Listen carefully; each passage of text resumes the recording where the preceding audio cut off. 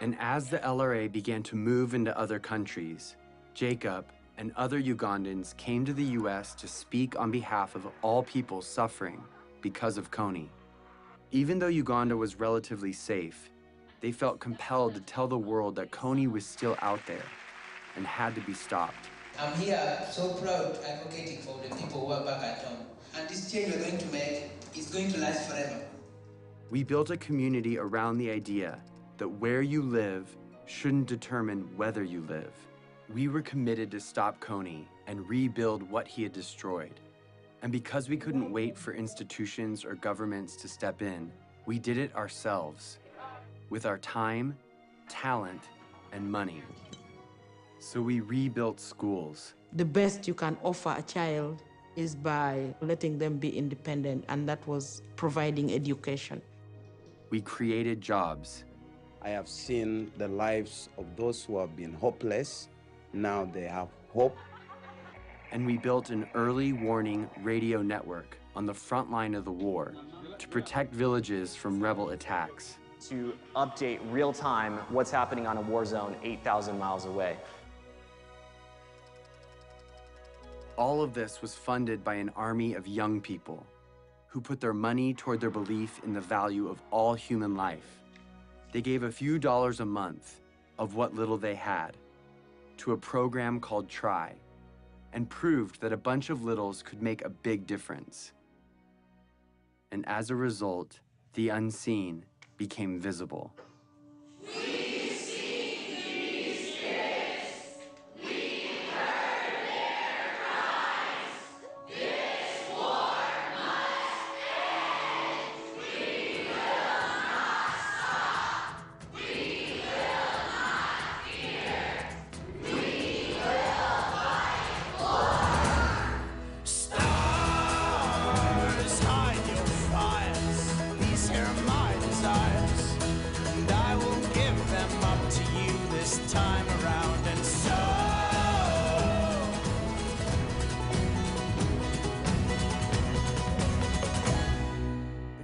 I've talked to people from Mexico, from Canada, from every other state that I can think of. We're all doing this for the exact same reason, and we're all coming from completely different places. This is what the world should be like.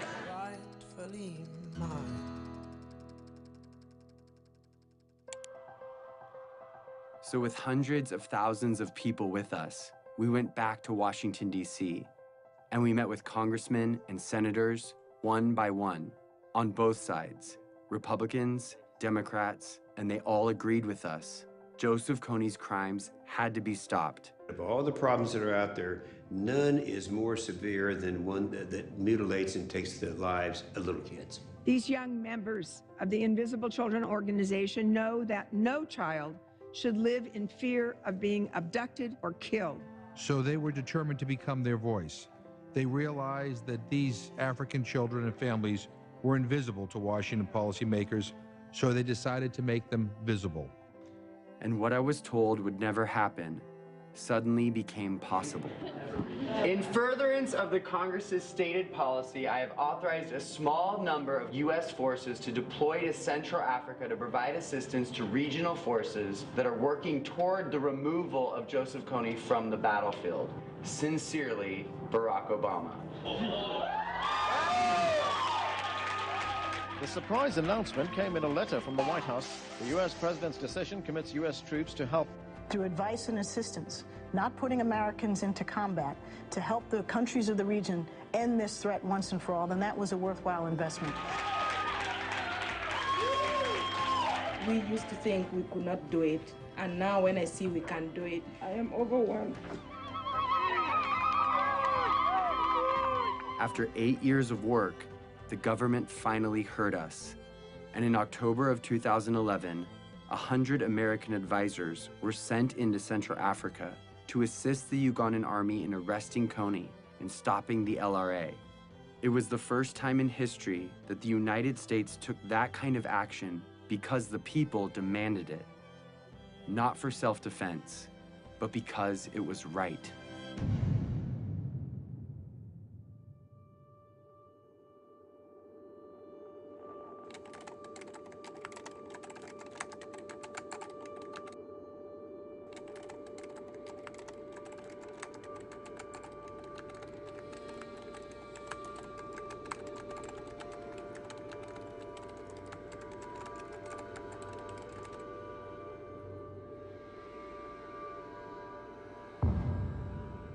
We've come so far, but Kony is still out there.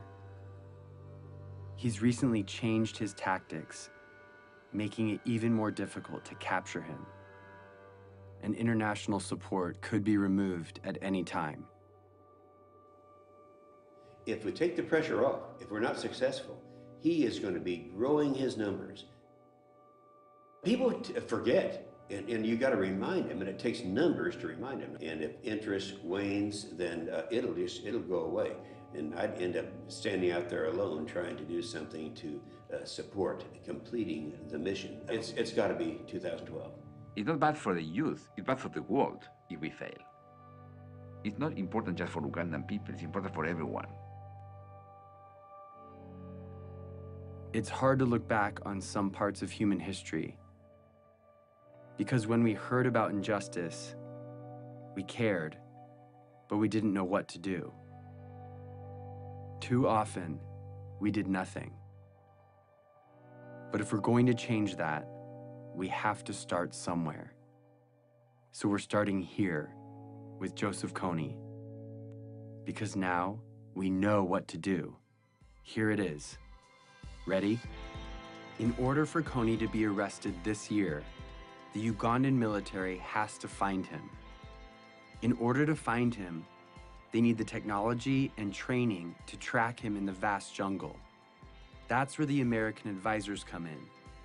But in order for the American advisors to be there, the US government has to deploy them. They've done that, but if the government doesn't believe the people care about arresting Kony, the mission will be canceled. In order for the people to care, they have to know, and they will only know if Kony's name is everywhere.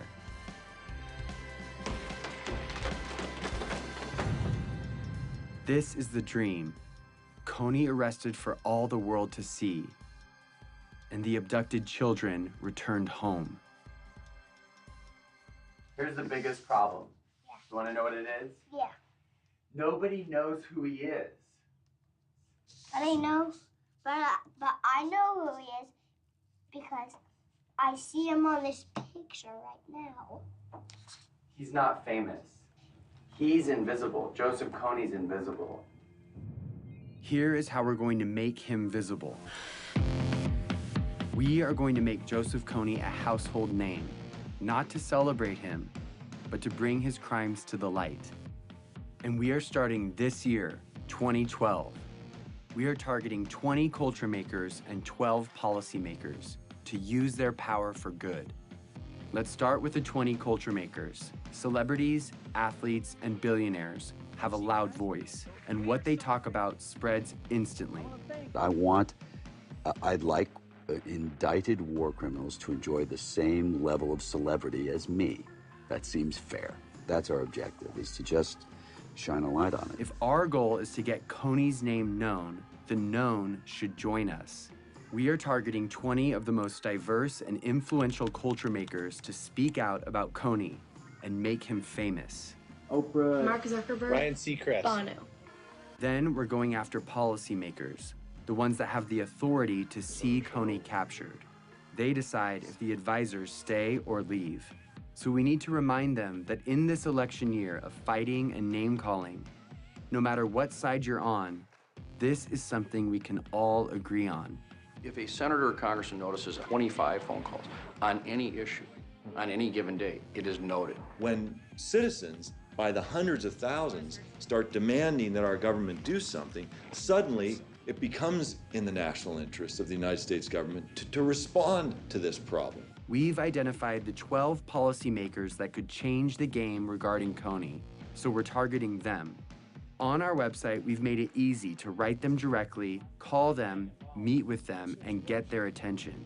If my son were kidnapped and forced to kill, it would be all over the news.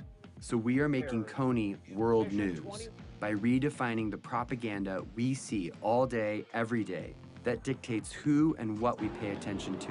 A lot of people feel powerless to communicate their ideas. They think that, okay, you know, I'm not a corporation, I don't own my own magazine or news station, I just don't have any say. But seeing what I've done, I think it's empowered a lot of people to realize that one individual can make an impact. And I actually want to demystify and say, here are these really simple tools, go out and rock it. And that's just what we intend to do. Our goal is to change the conversation of our culture and get people to ask, who is Joseph Kony? We have printed hundreds of thousands of posters, stickers, yard signs, and flyers that are right now, today, being put up in major cities all over the world. We have thousands of Kony 2012 bracelets that we want everyone to wear, this year only. Each bracelet has a unique ID number. Input that number and you enter the mission to make Kony famous. You can geotag your posters and track your impact in real time. Everything you need is in a box called the Action Kit. It has 2 bracelets, one for you and one to give away. And if you want to help fund our life-saving programs, donate a few dollars a month through Try, and you can have the Action Kit for free. Start making Kony famous today. But all of these efforts will culminate on one day, April 20th, when we cover the night. This is the day when we will meet at sundown and blanket every street in every city till the sun comes up. We will be smart and we will be thorough. The rest of the world will go to bed Friday night and wake up to hundreds of thousands of posters demanding justice on every corner.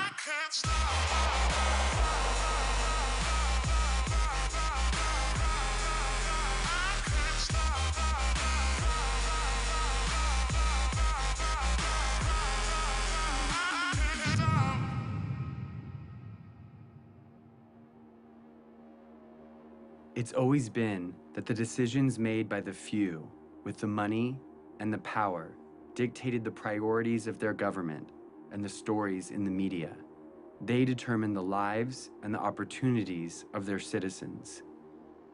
But now there is something bigger than that. The people of the world see each other and can protect each other. It's turning the system upside down, and it changes everything. We are living in a new world, Facebook world, in which 750 million people share ideas, not thinking in borders. It's a global community bigger than US. Joseph Kony was committing crimes for 20 years, and no one cared. We care.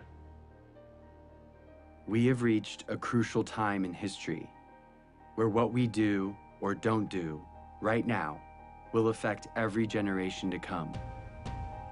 Arresting Joseph Kony will prove that the world we live in has new rules, that the technology that has brought our planet together is allowing us to respond to the problems of our friends. When it ends finally by bringing Kony justice, it should be celebrated like worldwide. We are not just studying human history, we are shaping it. At the end of my life, I want to say that the world we've left behind is one that Gavin can be proud of, a place that doesn't allow Joseph Konys and child soldiers, a place where children, no matter where they live, have a childhood free from fear. I'm gonna be like you, Dad. When you grow up? Yeah. Are you sure? I'm gonna come with you to Africa. The better world we want is coming. It's just waiting for us to stop at nothing.